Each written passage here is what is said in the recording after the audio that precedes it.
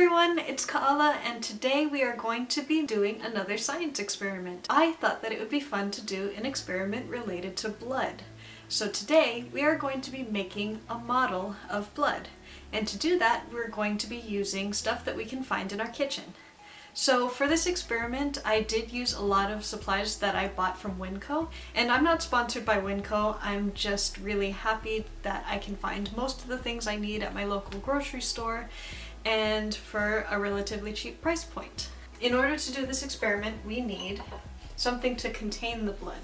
So we have a bottle, which if you've been following along with me, you might recognize this bottle from the Witch's Brew experiment. And I actually got this bottle at the Dollar Tree, so also another thing that I didn't have to spend too much money on. Next, we have our corn syrup. I got extra because I didn't know how much I needed for this. Some red candies, which in this case are sour cherry candies, but the recipes that I found online had different things like hot tamales or red hot candies, but those were pretty expensive at the store, so I ended up getting these.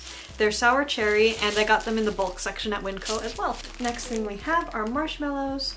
I obviously dug into these already, and we don't need that many, so it kind of worked out. Last but not least, some sprinkles to actually measure things out and to just kind of make the experiment go by a little bit easier. I also have a little funnel.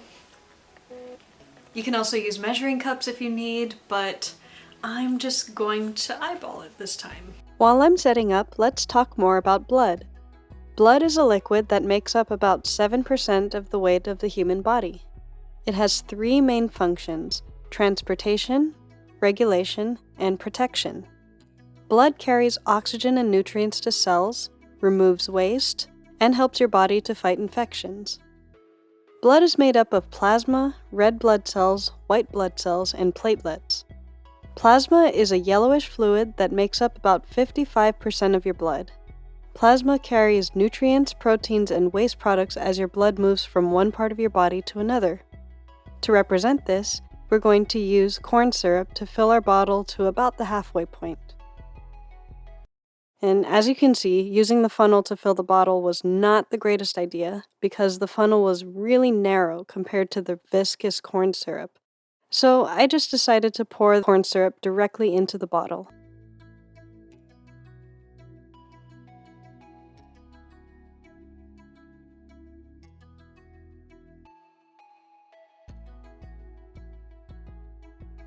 Another component of blood is red blood cells. Red blood cells, also known as erythrocytes, are the most abundant cell type in the human body. They make up about 40% of our blood and carry oxygen to the body using a protein called hemoglobin.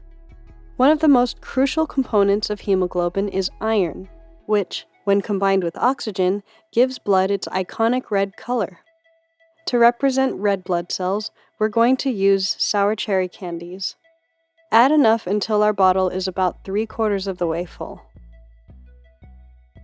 Next, we're going to add 1 to 2 mini marshmallows to represent white blood cells. White blood cells make up about 4% of our blood and help our bodies to fight infections by destroying harmful pathogens that could make us sick, as well as making antibodies to help our cells to recognize harmful things in the future. Lastly, we're going to add a small spoonful of white sprinkles to represent platelets.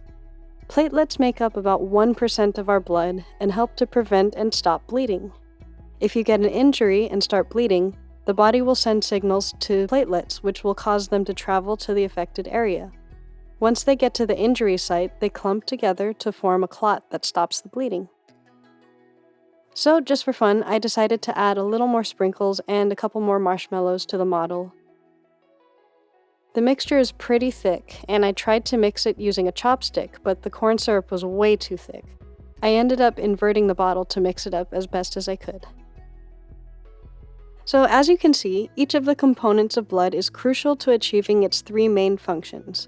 So just for a quick recap, blood helps to transport nutrients, regulate and dispose of waste, and protect the body against infections. I have a great demo to show how blood circulates through the heart and the body. If you're interested in seeing it, please let me know in the comments, and maybe I'll do that experiment soon. So as you can see from this experiment, we have this blood model right here, and it is very thick and sticky.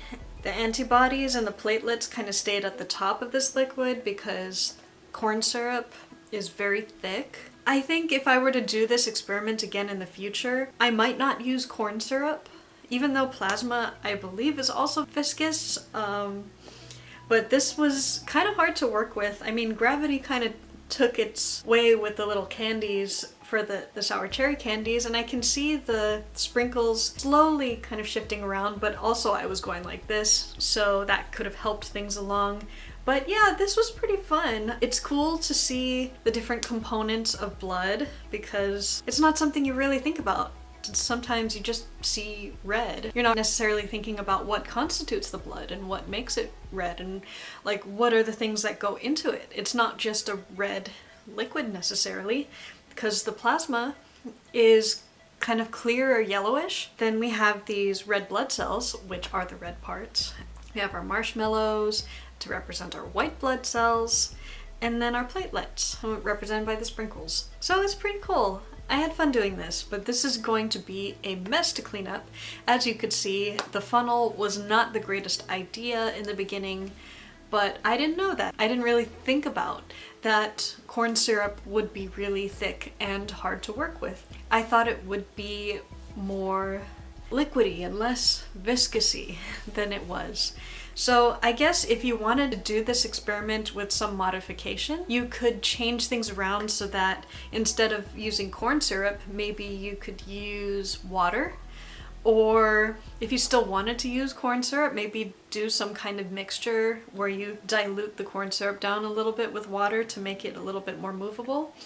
But this is pretty fun, and I could see it being a nice little sensory experiment as well. If I were to do this experiment again, I probably would not use a glass bottle as much as I like to reuse things. Or if I were to use a glass bottle again, I would probably use water to do this experiment, just because this is going to be really hard to clean. One thing that I also considered, but then I decided to change it at the last second, was that I was actually planning on using a vase for it. Let me show you what I was planning on using. See, this would have made things a bunch easier. I even cleaned this so that it would be ready for our experiment, but no. I had to go for the aesthetic, because this looks prettier than this. But anyway. Okay, well, I hope you enjoyed this experiment, and I hope that you'll join me next time. So if you want to do this at home, I have left the recipe that I used in the description down below, as well as a supply list. If you like this video, please like and subscribe and hit the alert to stay up to date on all things me, whether that be science, theater, music, or anything else I do, because I do too much. See you next time. Bye.